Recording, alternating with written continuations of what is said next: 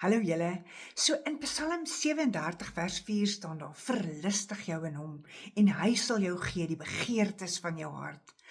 Oeh, as ek die woord verlustig hoor, dan dink ek aan iemand wat wegval en wart lemoen eet, laat die sop so spat.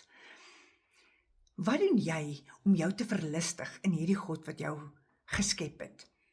As 'n mens al begin met dankies, as 'n mens al begin om psalms te lees, dan sien jy hoe opgewonde Dawid was om met die Here te praat en dat hy regtig met hom 'n intieme verhouding gehad het, want hulle het enige ding het hy met hom bespreek. As hy kwaad was en oorlog moes maak teen sy vyande, wanneer hy opgewonde was oor al die goeie goed wat die Here vir hom gedoen het, hy het oor alles met hom gepraat.